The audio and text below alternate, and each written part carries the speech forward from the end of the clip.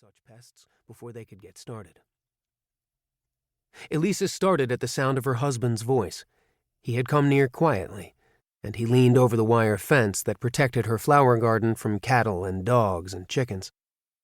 "At it again," he said. "You've got a strong new crop coming."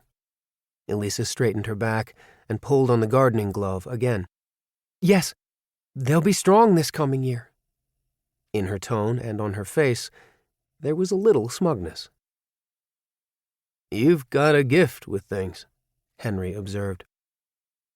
"Some of those yellow chrysanthemums you had this year were 10 inches across. I wish you'd work out in the orchard and raise some apples that big." Her eyes sharpened. "Maybe I could do it, too. I have a gift with things, all right. My mother had it. She could stick anything in the ground and make it grow. She said it was having planter's hands that knew how to do it." "Well, it sure works with flowers," he said. "Henry, who were those men you were talking to?" "Why, sure, that's what I came to tell you. They were from the Western Meat Company. I sold those 30 head of 3-year-old steers. Got nearly my own price, too." "Good," she said. "Good for you." "And I thought," he continued, "I thought how it's Saturday afternoon, and we might go into Salinas for dinner at a restaurant, and then to a picture show, to celebrate, you see." "Good," she repeated. "Oh, yes, that will be good." Henry put on his joking tone. "There's fights tonight. How'd you like to go to the fights?" "Oh, no," she said breathlessly. "No, I wouldn't like fights." "Just fooling, Elisa. We'll go to a movie. Let's see, it's 2 now. I'm going to take Scotty and bring down those steers from the hill. It'll take us maybe 2 hours. We'll go in town about 5 and have dinner at the Caminos Hotel. Like that?" "Of course I'll like it. It's good to eat away from home."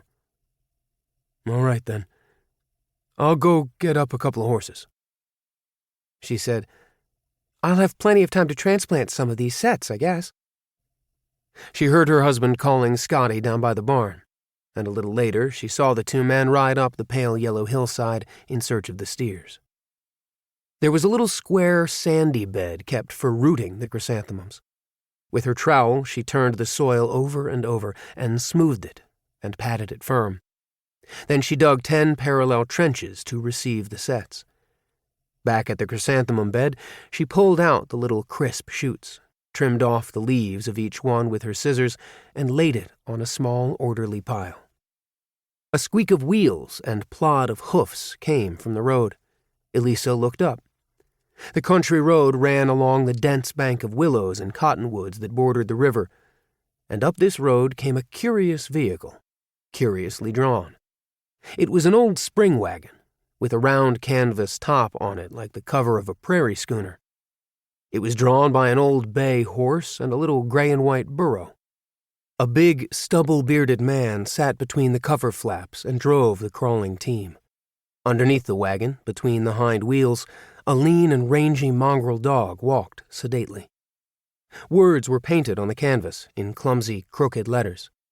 Pots, pans, knives, scissors, lawnmowers, fixed. 2 rows of articles, and the triumphantly definitive fixed below. The black paint had run down in little sharp points beneath each letter. Elisa, squatting on the ground, watched to see the crazy, loose-jointed wagon pass by, but it didn't pass. It turned into the farm road in front of her house, crooked old wheels skirling and squeaking. The rangy dog darted from between the wheels and ran ahead. Instantly, the 2 ranch shepherds flew out at him. Then all 3 stopped, and with stiff and quivering tails, with taut, straight legs, with ambassadorial dignity, they slowly circled, sniffing daintily. The caravan pulled up to Elisa's wire fence and stopped. Now the newcomer dog, feeling outnumbered, lowered his tail and retired under the wagon with raised hackles and bared teeth. The man on the wagon seat called out, "That's a bad dog in a fight when he gets started." Elisa laughed. "I see he is. How soon does he generally get started?"